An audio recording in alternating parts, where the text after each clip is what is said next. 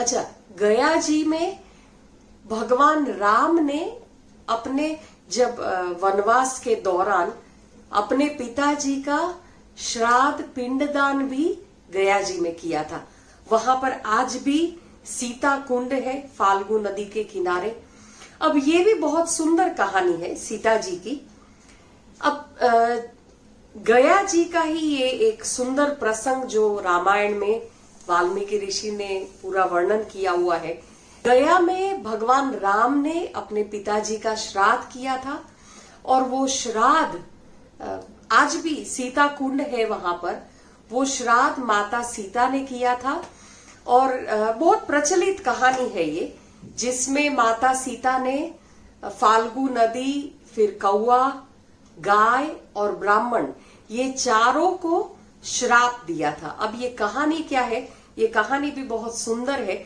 अच्छा, ये एक और प्रमाण है, जैसे अपने शास्त्र में गरुड़ पुराण में हर एक में लिखा गया है कि महिलाएं भी श्राद्ध विधि कर सकती है और महिलाओं का श्राद्ध किया हुआ भी पितृ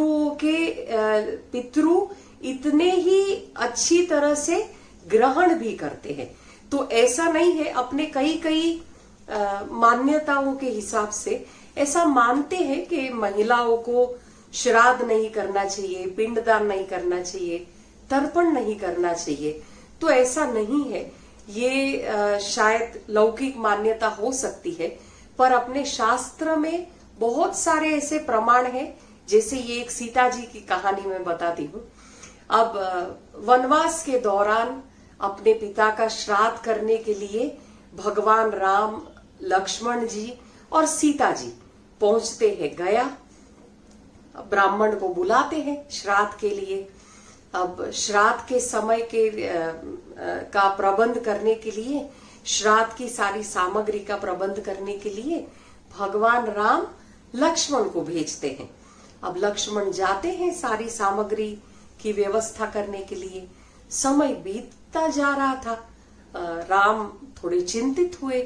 वो भी जाते हैं कि लक्ष्मण को मैं लेके आता हूं और सारी सामग्री का प्रबंध करके आते हैं। राम जाते हैं लक्ष्मण जी के पीछे कि सारी सामग्री और वो सब जल्दी ले आए। अब राम गए, उनको भी वापस आने में देरी हो रही है।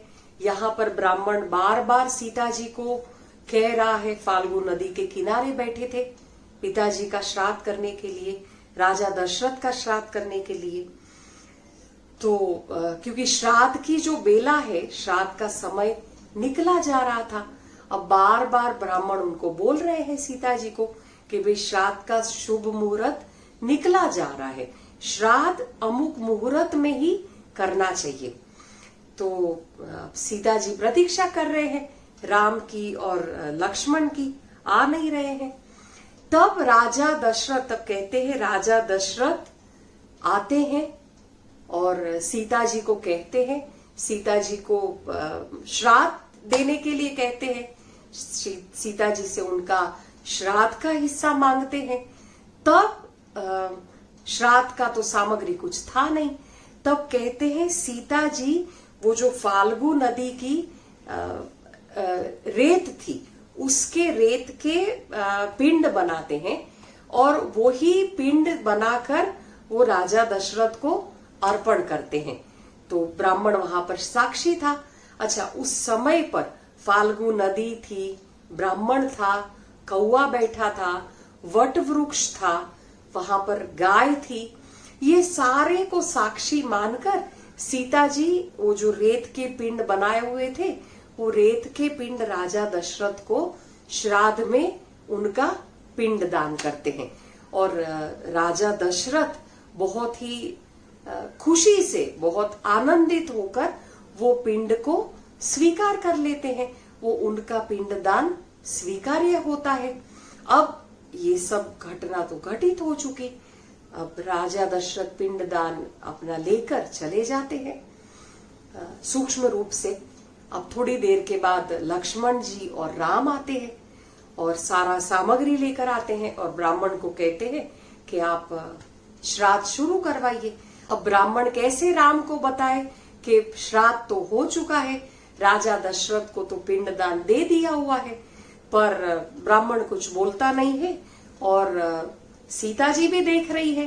सीता जी को लगा ब्राह्मण बताएगा, सीता जी को लगा फाल्गु नदी बता देगी, क्योंकि ये सारे तो साक्षी थे। कौवा बता देगा राम को कि सीता जी ने पिंडदान दे दिया है। उन्होंने उम्मीद रखी थी गाय से कि गाय भी राम को बता देगी कि पिंडदान उन्होंने दे दिया है, पर कोई कुछ बोलता नहीं है। उसके बाद राम श्राद्ध करना शुरू करते हैं। पंडित जी श्राद्ध करवाते हैं। जब पिंडदान देते हैं तब उनका पिंडदान स्वीकार्य नहीं होता है। तब राम को बहुत आश्चर्य होता है। उस पल सीता से रहा नहीं जाता है और सीता जी कहते हैं कि मैंने पिताजी का श्राद्ध कर लिया है, मैंने पिताजी को पिंडदान दे दिया है। तब राम को यकीन नहीं होता है इस बात पर। राम विश्वास नहीं करते हैं कि मेरे पिंडदान दिए बिना मेरे पिताजी कैसे पिंडदान का स्वीकार कर सकते हैं। तब कहते हैं सीता जी, ये जो पांचों थे, पांचों को कहते हैं कि ये सारे साक्षी थे। ब्राह्मण ने पिंडदान करवाया है, गाय यहाँ पर खड़ी थी, कौवा सामने बैठा हुआ था, वट वृक्ष भी था और ये फाल्गु नदी बह रही है। आप पांचों को पूछ लीजिए। पर जब राम भगवान पांचों को पूछते हैं तब फाल्गु नदी मुकर जाती है, ब्राह्मण कुछ नहीं बोलता है, कौवा चुप रहता है, गाय ने भी कुछ नहीं बताया। तब वट वृक्ष पूरी कहानी बोलता है। वट वृक्ष, इसीलिए वट वृक्ष को सीता जी का आशीर्वाद है कि तुम्हारा जो कोई भी पूजा करेगा, और इसीलिए वट सावित्री पूनम भी बहुत बड़ा जो सौभाग्यवती स्त्री है वो वट की पूजा करती है, क्योंकि सीता माता ने वट को आशीर्वाद दिया हुआ है। और वट को ये आशीर्वाद है सीता माता का कि तुमको जो भी जल चढ़ाएगा, क्योंकि तुमने मेरा साक्षी किया है, यानी सीता माता के बारे में उसने सत्य बात बताई थी। इसीलिए सीता माता का वट को आशीर्वाद है। और दीर्घ आयु का भी वट को आशीर्वाद दिया था सीता माता ने तब। तो आपने देखा होगा कि वट का वृक्ष जो है वो बहुत सालों तक चलता रहता है। वो जल्दी से उठ की वट की वो वड़वाई कहते हैं उसको, वो वट में से दूसरा भी वट पूरा निकलता है।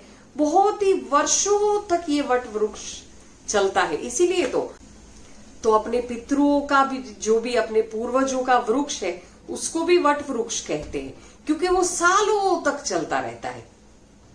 अब बाकी के 4 जो थे उसको माता सीता ने श्राप दिया। और वो श्राप में, जैसे ब्राह्मण को माता सीता ने श्राप दिया कि तुमको कभी भी संतुष्टि नहीं होगी और ब्राह्मण हमेशा मन से दरिद्र ही रहेगा, उसको जितना भी तुम्हें मिलेगा पर तुमको कभी भी तृप्ति नहीं होगी। दूसरा श्राप उन्होंने दिया फाल्गु नदी को कि तुम्हारी नदी में कभी भी पानी नहीं बहेगा। इसीलिए आज भी आप फाल्गु नदी पर जाए, गया जी जाए, तो नदी को थोड़ा सा ही आप कुरे देंगे तो उसमें से नदी के पट से नीचे से पानी निकलता है।